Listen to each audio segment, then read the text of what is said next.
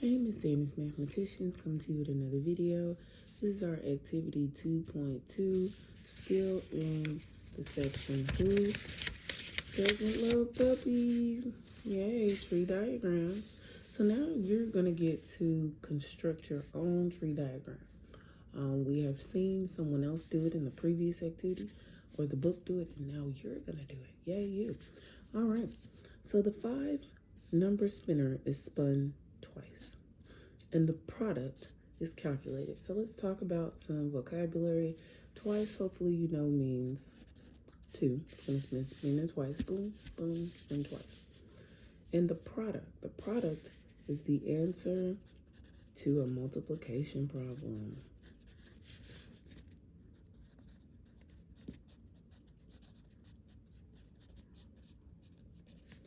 Answer to multiplication. So you need to know that in order to do this activity. So you're going to, number 1, construct a tree diagram to determine all the possible outcomes. Then list the product at the end of each branch of the tree. So if I spin the spinner once, boom, spun the spinner, what does it land on? It could land on either one of the 5 of these numbers. So I'm going to make branches. It's going to be the top of my tree. Okay. And we can name this tree Spinner, because that's what it is. It's the name of the tree. And I'm going to have 5 branches that come off of this tree. Okay. And I have to draw them wide like that because I'm going to spin it again. And each outcome would be, I could have a number 1, number 2, number 3, number 4, or number 5. Okay. And let's just say when I spun that spinner once, which is these outcomes here, okay, I spin it again. Boom, because it's telling me to spin it twice. Okay, 2 times. So let's say I got a number 1, and then when I spun it twice, there are 5 more outcomes that I can get because there are 5 numbers. So I could have gotten a 1, a 2, 3, a 4, or a 5. And if I got a 2, let's say I spun it the first time and got a 2, the second time I spun it, I could have gotten a 1, 2, 3, 4, or 5. And then let's say the first time I spun it, I got a 3.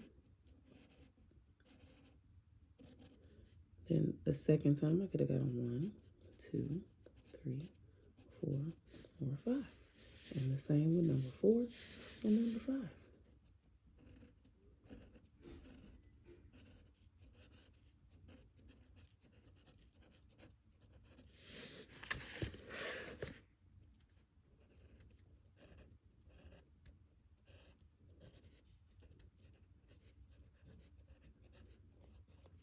Alright, so that's my tree diagram.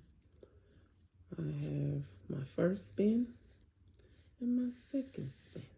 So now it says list the products of each one at the end. Products means multiplication. So 1 times 1 is 1. In fact, let me write them here. No, I'm right over here. 1 times 1 is 1. 1 times 2 is 2. 1 times 3 is 3. 1 times 4 is 4. 1 times 5 is 5. So that's my first set of products. 2 times 1 is 2. 2 times 2 is 4. 2 times 3 is 6. 2 times 4 is 8. 2 times 5 is 10. And if you don't know this, use the multiplication chart that you made, yes, that we make. We make them every day because we can't use them on Star, but you can make it on Star and use whatever you create. Next one, 3 times 1 is 3. Write it over here. 3 times 2, 3 times 3, 3 times 4, 12, 3 times 5, 15. Now I'm on my 4s.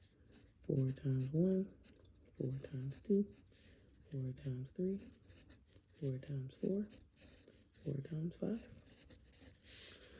Now last, I'm on my 5s. 5 times 1, 5 times 2, 5 times 3, 5 times 4, and 5 times 5. All right, made it all fit.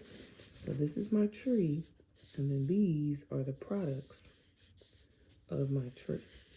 Okay, so now we're going to construct a probability model, which is a table of spinning the spinner twice, recording the product. So this is what we got. Now, they were so nice in your book to give you a table right over here. Very, very nice.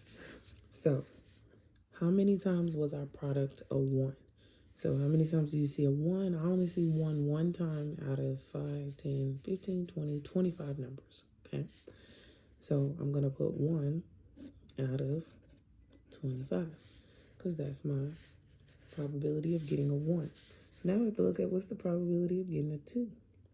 So I see 1, 2, 2. So I don't see any more 2s. Do you see any more 2s? I don't see any more 2s. All right, so it's going to be 2 out of 25. And you're going to go through and you're going to fill in your whole probability table, constructing your model. All right. Once you do that, you're going to go through and figure out, well, what's the probability of getting a 10? So then once you put your 10, you're going to look at what it is. Write it down. Simplify. What's the probability of getting a number less than 10? Write it down. Multiple of 5, which is number C, and not a multiple of 5. You can do it. I would do it in the video, but we've been doing this now all week long. So I have faith in you that you can go through and read this probability model and put your answers here. Number 4. Which events from question 3 represent complementary events, and explain your reasoning? So here is my question 3. 2 of these represent complementary events.